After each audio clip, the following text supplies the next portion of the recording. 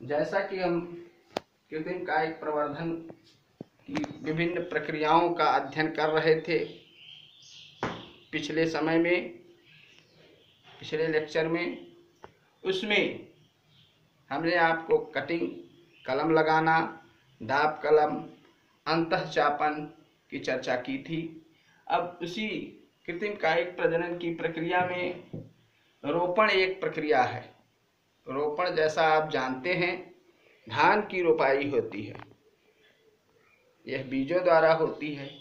इसमें रोपण की इस प्रक्रिया में एक ही जात के उन्नत तथा घटिया किस्म के, जैसे नींबू का ही एक पौधा है, नींबू का ही एक पौधा है या आम का ही एक पौधा है, तथा दूसरा पौधा है, उसकी क्वालिटी अच्छी है,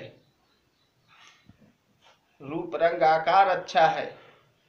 ठीक दोनों के गुणों को समाहित करने के लिए मालियों द्वारा, उद्यान शास्त्रियों द्वारा इस प्रक्रिया का उपयोग अधिकांशतः किया जाता है।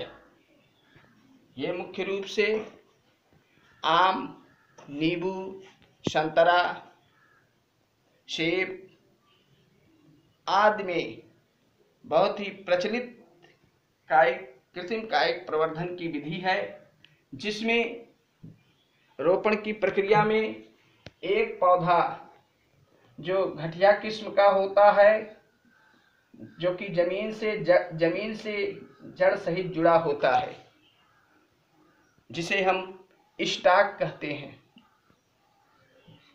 तथा दूसरा जिसकी किस्म थोड़ी अच्छी होती है, वृद्धि करने वाली होती है, जो कि बिना जड़ के होता है, इसमें लगाया जाता है। इसे श्यान कहते हैं।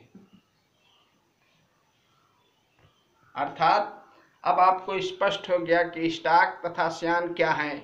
जो जड़ सहित जमीन में लगा होता है, जिसमें जल और शोषण की क्षमता तथा वृद्धि करने की क्षमता होती है, उसे स्टॉक या स्कंध, तथा दूसरा जो उन्नत किस्म का है उसे श्यान, उन्नत किस्म का है, उसकी वैरायटी अच्छी है, उसे श्यान कहते हैं। इन दोनों को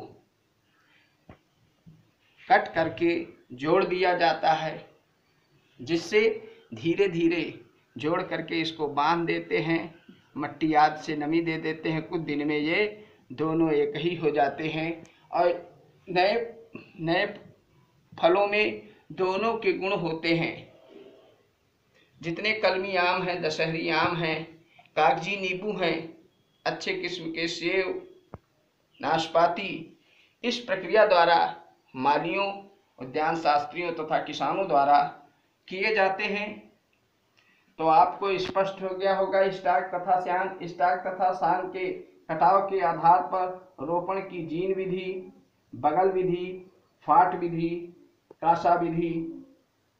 इस विधियों में जीन विधि में देखें, स्टॉक जमीन से लगा हुआ है, उसके ऊपर श्यान इस प्रकार से घेरता हुआ लगा दिया जाता है। ऐसे बोरे से बांध करके मट्टी लेप कर दिया जाता है, जिससे नमी बनी रहे। कुछ समय पश्चात ये इसको जकड़ लेता है, या प्रक्रियाओं द्वारा इसमें ग्रोथ बराबर हो जाती है, जो कि आगे चल के नए लक्षण वाले फलों को उत्पन्न करता है। इसी प्रकार से बगल विधि, इसमें स्टॉक के बगल में, साइड में, स्टॉक के साइड में कट करते हैं और श्यान में कटिंग करके उस स्टॉक में फिट करके रस्सी, बोरे, पन्नी या मट्टी से लपेट दिया जाता है।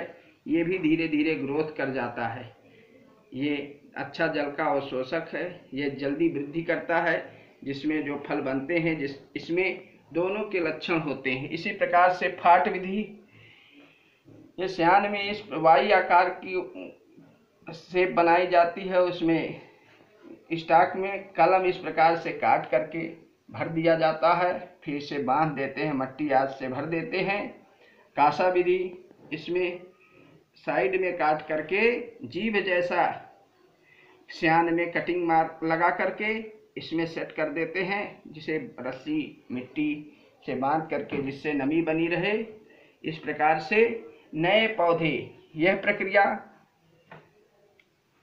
प्रक्रिया मुख्य रूप से रोपण की प्रक्रिया मुख्यतः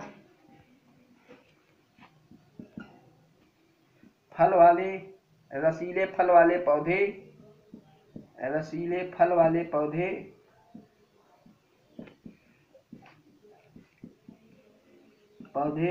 जैसे आम,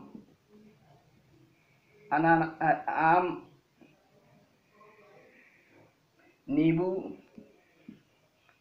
सेब, नाशपाती एवं गुलाब, गुड़हल आदि में प्रयुक्त किए जाते हैं। Next point, budding. इस प्रक्रिया में जैसा कि आपने देखा है कि इसमें कलम काट करके उन्नत किस्म के पौधे की कलम लगाई जाती है। इसमें कलम की जगह कलिका ही, स्टॉक में कलिका ही रोपित की जाती है। बड्स, सियान के जगह पर बड्स रोपित की जाती है। इसे कली लगाना कहते हैं। अब गूटी बंधन, नेक्स्ट पॉइंट है गूटी बंधन। जैसा कि आप लेयरिंग में आपने पढ़ा था कि ऐसे पौधे जो जमीन पर देख कर चलते हैं, जैसे बेला चमेली, इनको यहाँ से खुरच करके मट्टी में दाब दिया जाता है, नीचे से जड़ें विकसित हो जाती हैं। इन्हें मात्र पौधे से काट कर अलग कर लिया जाता है। इस प्रोसेस में, गूटी बंधन में, एयर लेयरिंग,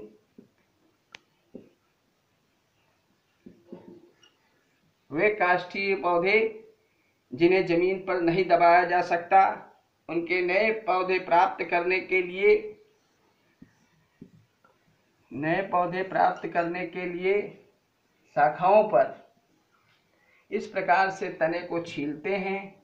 तने को छील करके उस पर मट्टी का लेप करते हैं तथा दूसरे टहनी की सहायता से एक घड़े के द्वारा उस पर जल गिराते रहते हैं।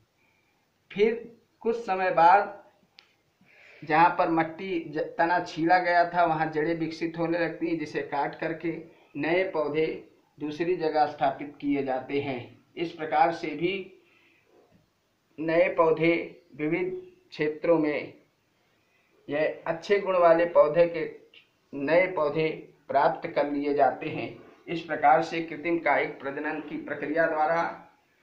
प्रक्रिया किसानों द्वारा, उद्यान शास्त्रियों द्वारा, मालियों द्वारा सामान्य रूप से की जाने वाली प्रक्रिया है, जो कि कम खर्चीली किंतु कम समय में सर्वाधिक उन्नत किस्म के फलों फूलों को विकसित करने में सहायक होती है, कम समय में होती है तथा बहुत संसाधनों की कम आवश्यकता पड़ती है। एक प्रकार से अलैंगिक जनन की प्रक्रिया शॉर्ट टाइम में पूरी होती है, अनुकूलतम परिस्थितियों में होती है। तो एक ही पेड़ से कई पौधे प्राप्त किए जा सकते हैं तथा अच्छे किस्मों के पौधों का विकास किया जा सकता है, किंतु इसके दोष भी हैं। कृत्रिम कायिक प्रजनन के नई बनने वाले पौधों में संततियों में आनुवांशिक विभिन्नताएं नहीं होती तथा इनका प्रसार दूर दूर तक नहीं होता, क्योंकि एक ही जनक द्वारा ये प्रक्रियाएं होती हैं। नेक्स्ट पॉइंट, हम लैंगिक जनन की चर्चा करेंगे। आप लोग हमारे साथ जुड़े रहें, बेल आइकन दबाएं, सब्सक्राइब करें। धन्यवाद।